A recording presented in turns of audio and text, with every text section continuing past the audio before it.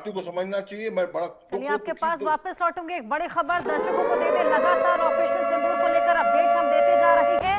भारत पाकिस्तान में तनाव के बीच बेहद बड़ी खबर अपडेट निकल कर आया है। F-16 मार गिराने पर रूस ने इनाम का ऐलान किया है। रूसी रक्षा मंत्रालय के हवाले से ये बड़ी खबर है। F-16 को मार गिराने के लिए यहाँ पर इनाम का ऐलान, ये बेहद बड़ा इनाम जिसका ऐलान यहां पर अब कर दिया गया है। तनाव लगातार बरकरार है। ऑपरेशन सिंदूर जिसको अंजाम दिया गया, F-16 मार गिराने पर रूस ने इनाम का ऐलान कर दिया है। रूसी रक्षा मंत्रालय के हवाले से ये बेहद बड़ी खबर है। F-16 को मार गिराने पर यहां पर $1.70 लाख का इनाम घोषित किया गया है। बेहद बड़ी इनाम राशि। जिस तरीके से यहाँ पर तनाव बढ़ा हुआ है, इसी बीच इनाम का ऐलान F-16 को मार गिराने पर। संजीव जी हमारे साथ बने हैं। संजीव जी, इनाम तक का ऐलान यहाँ पर हो गया है रूसी रक्षा मंत्रालय द्वारा। देखिए, आज जो भारत की सेनाओं ने पूरे राष्ट्र का जो सीना है वो गर्व से चौड़ा कर दिया है। पूरे विश्व में भारत की प्रतिष्ठा को और अधिक बढ़ा दिया है। भारत वर्तमान समय में आतंकवाद के विषय पर भी विश्व का एक नेतृत्वकर्ता राष्ट्र बन करके उभरा है, और ये जो भारत की पहचान है वो आज के इस कार्रवाई से और अधिक सशक्त और मजबूत हुई है। भारत के प्रधानमंत्री श्री नरेंद्र मोदी के नेतृत्व का ये जो नया भारत है वो आतंकवाद के प्रति जीरो टॉलरेंस के अप्रोच पर चलता है। ये जो नया भारत है वो आतंकवाद को बिल्कुल भी बर्दाश्त नहीं करता और उसके खिलाफ सख्त से सख्त कार्रवाई करता है। आतंकवादियों को न तो भूला जाता है न उन्हें माफ किया जाता है, और ये उसी तरीके की कार्रवाई है जैसे कि महाशक्तियां करती है। यूनाइटेड स्टेट्स ऑफ अमेरिका में यदि किसी आतंकी ने कोई घटना कर रखी है तो चाहे अमेरिका को 10 वर्षों का समय लगे या 20 वर्षों का समय लगे या उससे भी ज्यादा 50 वर्षों का समय लगे, अमेरिका कभी भूलता नहीं है और उन आतंकियों को जस्टिस तक पहुंचाता है। आज का ये जो नया भारत प्राइम मिनिस्टर श्री नरेंद्र मोदी के नेतृत्व का है वो इसी तरीके के अप्रोच पर चलता है। आतंकियों को न तो भूला जाएगा न उन्हें माफ किया जाएगा। तहावुर हसन राना को हम 17 वर्षों के बाद लेकर के आए, और पहलगाम आतंकी हमले की जो पूरी जो सोच जिस तरीके से दर्शाई इन आतंकियों ने, भारत में हिंदू मुस्लिम संप्रदायों के बीच में घृणा वैमनस्य हिंसा का वातावरण पैदा करने की कोशिश जो की उन्होंने साजिश रची, ये उसी तरीके की सोच थी जैसा कि हमास ने इजराइल के प्रति दर्शाई थी। जो ज्यूज और मुस्लिम्स के बीच में जो बातचीत की प्रक्रिया चल रही थी उसे तोड़ने के लिए 7 अक्टूबर को 2023 को इजराइल को के ऊपर सबसे बड़ा आतंकी हमला किया गया था, और उसी तरीके का पैटर्न अपनाया गया था। एक रेड करते हुए 1200 लोगों को एक साथ मार देना और अनेकों 250 लोगों को बंधक बना लेना। जाहिर है कि पहलगाम की जो घटना है उसी का छोटा रूप, और यदि इस पहलगाम की घटना को भारत रिस्पॉन्ड नहीं करता तो ये 7 अक्टूबर 2023 जैसी फुटप्रिंट्स भी यहाँ पर नजर आए थे, जिस तरीके से इस पूरे हमले को अंजाम दिया गया था। सभी के पास वापस लौटूंगी। बहुत बड़ी खबर, बहावलपुर में जैश का मुख्यालय जिसे तबाह किया गया, 9 आतंकी ठिकाने जिनमें से एक था बहावलपुर। जैश चीफ मसूद अजहर के मारे जाने की भी खबर सामने आ रही है।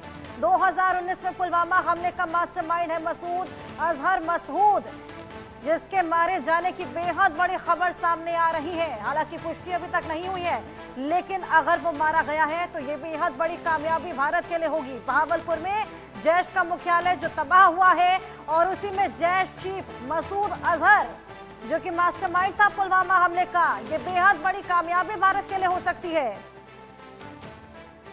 ये बेहद बड़ी खबर, जैश चीफ मसूद अजहर के मारे जाने की खबर भी सामने आ रही है। सुशील जी, ये बेहद बड़ी कामयाबी हो सकती है भारत के लिए।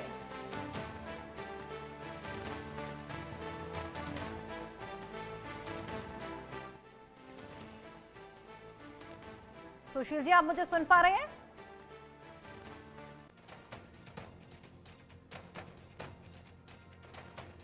गैरसैंण में रखा गया है। उनके पाकिस्तान के बड़े बड़े जो आर्मी जानवर वगैरह वो भी खुद अभी बंकर्स में छुपे हुए हैं। इसलिए ऐसा नहीं लगता है कि ऐसे मजर असद इस समय भी वहाँ पे रहेंगे, क्योंकि पाकिस्तान को पूरा पता था कि इंडिया अटैक करने वाला है, किसी भी टाइम अटैक करेगा। इसलिए उन्होंने सारे आतंकवादियों को वहाँ से कम कर दिया था।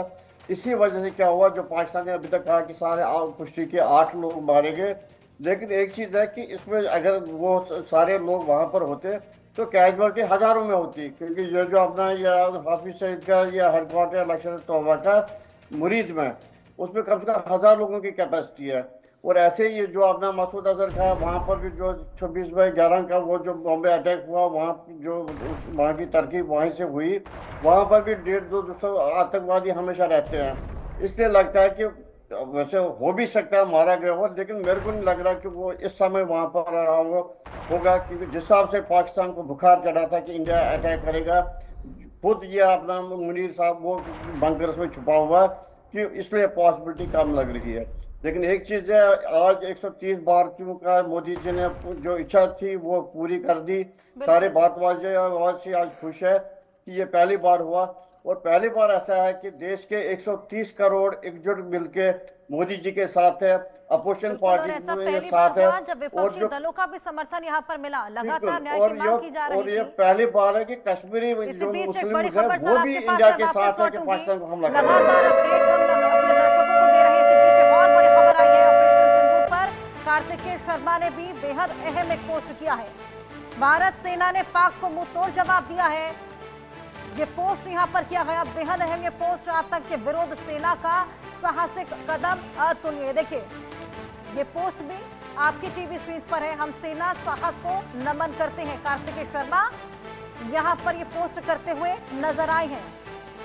आलोक मेहता जी, अब एक्सपोज का सिलसिला शुरू हो गया है। लगातार जिस न्याय की मांग की जा रही थी, अब वो न्याय यहाँ पर सर्व कर दिया गया है। हालांकि ये महज शुरुआत है, ऐसे तमाम हमले अभी और बाकी है, तमाम आतंकी ठिकाने अभी और बाकी है जिन्हें निशाना बनाया जाना है। कार्तिकेय शर्मा का भी एक्स का पोस्ट सामने आया है इसी कड़ी में। देखिए, कार्तिकेय जी ने तो कहा, चूंकि सांसद भी हैं और हमारे चेयरमैन हैं, मैनेजिंग डायरेक्टर हैं, मेरा एक कहना है, अभी हम लोग अतिथियों से बात कर रहे थे, सेना के जो हमारे दीवान साहब हैं उन्होंने बहुत सही बात कही। 71 वार के बाद ये पहला इतना बड़ा ऑपरेशन है जो, देखिए इसमें बहावलपुर जो पंजाब, मेरा ख्याल दीवान साहब ज्यादा उस एरिया को चूंकि जानते हैं, और दूसरा इलाका जो लाहौर से लगा है, ऐसे जो 9 ठिकाने हैं उनको मारा गया है। इसलिए मैं अभी भी कहूंगा कि जो अभी तुलना कर रहे थे हमारे श्रीवास्तव जी, ये नहीं है, आतंकवादी पर नहीं किया, आतंकवादियों के जो अड्डे थे बड़े बड़े। देखिए मेरा ख्याल है, मैं तो मुजफ्फराबाद गया हूँ आज 2000 में, जब जनरल मुशर्रफ था, बहुत कम पत्रकार वहां गए। वहां तब से प्रशिक्षण उसके पहले से चल रहा था। ठीक है, प्रशिक्षण शिविर तो हम नहीं देख सकते थे, लेकिन फिर भी ये है कि तब कितनी बुरी हालत थी। इसलिए मैं कह सकता हूँ कि मुजफ्फराबाद तो हम 119 किलोमीटर, आप कहें श्रीनगर से जी पहुंच सकते हैं, 140 किलोमीटर है, वहां बोर्ड लगा रखा है, वो तो कश्मीर का हमारा हिस्सा है। इसलिए उसके अलावा लेकिन बहावलपुर और लाहौर के बाद जो ठिकाने थे वो मारना, ये बहुत साहसिक कदम है। और मैं फिर से कहूंगा विद ऑल रेस्पेक्ट अपने गेस्ट के साथ, इजराइल से तुलना मत करिए। भारत इतना बड़ा देश है, आज वो सुपर पावर की तरह से है। इजराइल और उनका झगड़ा दूसरे तरह का है। यहाँ ये लड़ाई 1947 से चल रही है, जिसमें उन्होंने मुजाहिदीन के नाम पे भेजा, आतंकवादियों को ट्रेन करके लगातार हमले किए।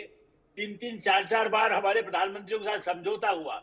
देखिए आप याद करिए, ताशकंद समझौता हुआ, फिर उसके बाद शिमला समझौता हुआ, फिर अटल बिहारी वाजपेयी गए तब लाहौर समझौता हुआ, और इसके अलावा विदेश सचिव, यूनाइटेड नेशन, दुनिया भर में हम कहते हैं भैया तुम मान जाओ।